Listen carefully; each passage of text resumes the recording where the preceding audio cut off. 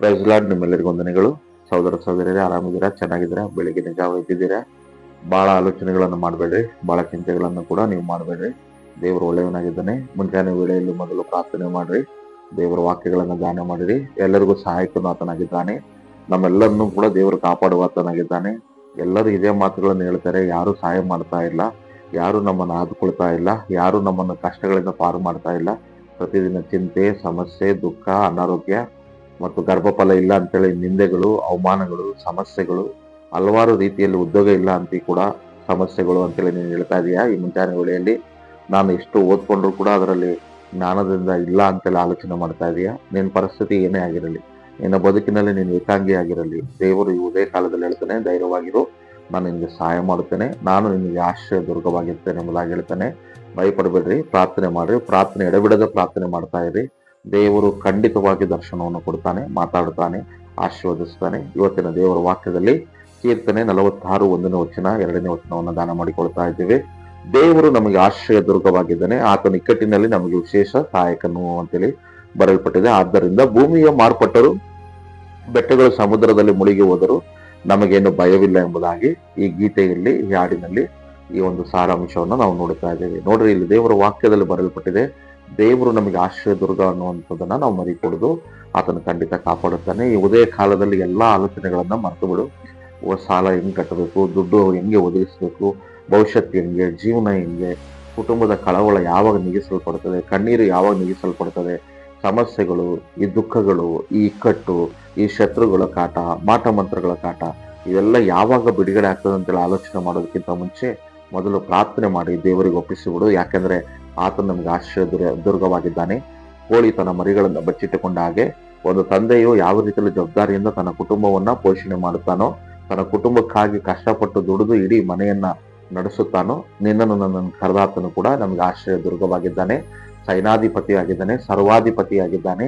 ಆತನು ನಮಗಿರುವಾಗ ನಾವು ಯಾವಾಗಲೂ ಕೂಡ ನಮ್ಮ ಇಕ್ಕಟ್ಟಿನಲ್ಲಿ ಖಂಡಿತ ಆತನು ಕೈ ಬಿಡುವುದಿಲ್ಲ, ಸಹಾಯ ಮಾಡುತ್ತಾನೆ.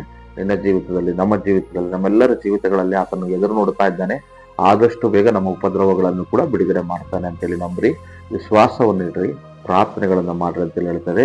ಭೂಮಿಯು ಮಾರ್ಪಟ್ಟರು, ಬೆಟ್ಟಗಳು ಸಮುದ್ರಗಳು ಮುಳುಗಿ ಹೋದರು, ನಮಗೇನು ಭಯವಿಲ್ಲ ಅಂತೇಳಿ ಧೈರ್ಯವಾಗಿದೆ.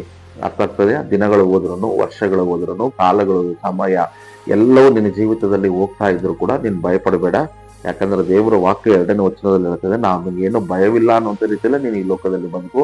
ಯಾಕಂದ್ರೆ ದೇವರು ಆಶ್ರಯ ದುರ್ಗವಾಗಿದ್ದಾನೆ. ಆತನು 2026ರಲ್ಲಿ ಈ ಜನವರಿ ತಿಂಗಳಲ್ಲಿ ಮತ್ತೆ ನಿನಗೆ ಧೈರ್ಯವನ್ನು ಕೊಡ್ತಾ ಇದ್ದಾನೆ. ನಾನು ನಿನಗೆ ಆಶ್ರಯ ದುರ್ಗವಾಗಿದ್ದಾನೆ, ಇಕ್ಕಟ್ಟಿನಲ್ಲಿ ನಾನು ಸಹಾಯ ಮಾಡುತ್ತೇನೆ, ನಾನು ನಿನ್ನನ್ನು ಕಾಪಾಡುತ್ತೇನೆ, ಆಶೀರ್ವಾದ ಮಾಡುತ್ತೇನೆ. ಯಾವುದು ಮಾರ್ಪಟ್ಟಾದ್ರೇನು, ಎಲ್ಲರ ಮನುಷ್ಯರ ಸ್ಥಿತಿ ಹಣ ಇದ್ರೇನೆ ಪ್ರೀತಿ ಮಾಡ್ತಾರಲ್ವಾ, ಅಥವಾ ಲೋಕದಲ್ಲಿ ಕಾಲಕ್ಕೆ ತಕ್ಕ ಹಾಗೆ ನಟನೆ ಮಾಡ್ತಾರಲ್ಲ ಜನ, ಒಣ ಪ್ರೀತಿ ನೋಡಿದೀಯಾ, ನಟನೆ ಪ್ರೀತಿ ನೋಡ್ತಾ ಇದೀಯಾ, ಮೋಸದ ಪ್ರೀತಿಗಳನ್ನು ನೋಡಿದೀಯಾ, ಹಲವಾರು ರೀತಿಯಾದಂಥ ಜೀವಿತದಲ್ಲಿ ಹಲವಾರು ವ್ಯಕ್ತಿಗಳನ್ನು ನೀನು ನೋಡಿದಾಗ ದೇವರು ಕೂಡ ಹಾಗೆ ಅಂತ ಮಾತ್ರ ಅಂದುಕೊಳ್ಬೇಡ. ದೇವರು ಮಾರ್ಪಾಟು ಹೊಂದಿಕೊಳ್ಳೋದಿಲ್ಲ. ಕಾಲ ಮಾರ್ಪಾಟಾಗ್ಬೋದು, ದಿನಗಳು ಮಾರ್ಪಾಟಾಗ್ಬೋದು, ಗಳಿಗೆಗಳು, ಸಮಯಗಳು ಮಾರ್ಪಾಟಾಗ್ಬೋದು, ದೇವರು ಮಾರ್ಪಾಟಾಗೋದಿಲ್ಲ. ಭಯಪಡಬೇಡ, ಭಯವಿಲ್ಲ ಅಂತೇಳಿ ಧೈರ್ಯವಾಗಿರೋ. ನಿನ್ನ ಕಾಲ ಬರ್ತದೆ, ಆಶೀರ್ವಾದ ಬರ್ತದೆ. ಈ ಉದಯ ಕಾಲದಲ್ಲಿ ಆತನು ಹೇಳ್ತಾ ಇದ್ದಾನೆ, ನಾನು ನಿನ್ನನ್ನು ಮೇಲೆ ಕೆತ್ತುತ್ತೇನೆ, ಆಶೀರ್ವಾದ ಮಾಡ್ತೇನೆ. ನಿನ್ನ ವ್ಯಾಪಾರದಲ್ಲಿ, ನಿನ್ನ ಆಟೋ ಹೊಡಿತಾ ಇದೆಯಲ್ಲ, ಆ ಡ್ರೈವಿಂಗ್ ವಿಷಯದಲ್ಲಿಯೂ, ಪೇಂಟ್ ಕೆಲಸದ ವಿಷಯದಲ್ಲಿ, ಕಾಂಟ್ರಾಕ್ಟ್ ಏನು ರೈಲ್ವೇದಲ್ಲಿ ಕೆಲಸಗಳನ್ನು ಮಾಡ್ತಾ ಇದೆಯೋ ಅದರಲ್ಲಿ ಬರಬೇಕಾದ ಬಿಲ್ಲುಗಳ ವಿಷಯದಲ್ಲಾಗಿರಲಿ, ಮತ್ತೆ ದುಡ್ಡಿನ ವಿಷಯದಲ್ಲಿ ಆಗಿರಲಿ, ನಿಂತು ಹೋದಂತಹ ಹಣವೆಲ್ಲವೂ ಕೂಡ ಬರ್ತಾ ಇದೆ.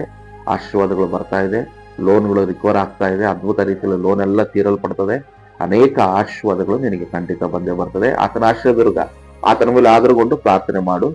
ನಿನ್ನ ಪರಿಶುದ್ಧವಾಗಿರು, ನೀತಿವಂತನಾಗಿರು, ಆತನ ವಾಕ್ಯದ ಪ್ರಕಾರ ನಡಿ, ಆತನ ಮಾರ್ಗದಲ್ಲಿ ನಡೆದ್ರೆ ನೀನನ್ನು ಕಾಪಾಡ್ತಾನೆ. God bless you. ದೇವರು ನಮ್ಮನ್ನು ಆಶೀರ್ವಾದ ಮಾಡಲಿ. ಆಮೇನ್.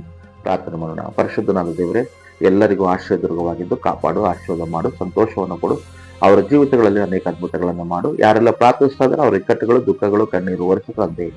ಆಮೇನ್.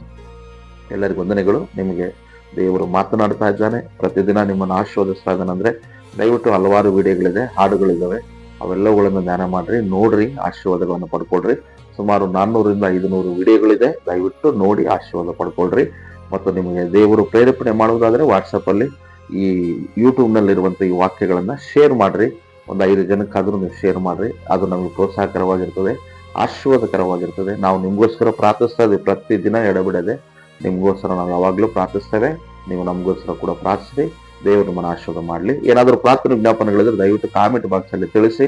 ನಾವಂತೂ ಎಡಬಿಡದೆ ಪ್ರಾರ್ಥಿಸ್ತಾ ಇದೀವಿ. ನನ್ನ ಚಾನೆಲ್ ಆರಂಭ ಆದಾಗ ಶಶಿಕಲಾ ಅನ್ನುವಂಥ ಸಿಸ್ಟರು, ಚಂದ್ರಶೇಖರ್ ಅನ್ನುವಂಥ ಬ್ರದರ್ಗಾಗಿ, ಮತ್ತೆ ಪ್ರೇಮಾ ಸಿಸ್ಟರ್ಗಾಗಿ ಪ್ರಾರ್ಥನೆ ಮಾಡ್ರಿ. ಸ್ಯಾಮ್ಸನ್ ಬ್ರದರ್ ಅವರು, ಶಿಲ್ಪಾ ಸಿಸ್ಟರ್ ಅವರು, ಹಲವಾರು ಜನರು ಯಾರೆಲ್ಲ ನೀವು ಕಾಮೆಂಟ್ಗಳು ಮಾಡ್ತಾ ಇದ್ದೀರಲ್ಲ, ಅವರೆಲ್ಲರಿಗೋಸ್ಕರ ಇವತ್ತಿನವರೆಗೂ ನಾವು ಪ್ರಾರ್ಥಿಸ್ತಾ ಇದೀವಿ.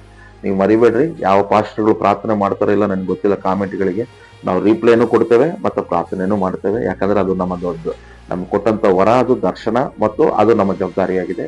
ದಯವಿಟ್ಟು ನಿಮ್ಮ ಏನೇ ವಿಷಯಗಳಿದ್ರು ಕೂಡ ಕಾಮೆಂಟ್ ಅಲ್ಲಿ ತಿಳಿಸಿ. God bless you. ಆಮೇನ್.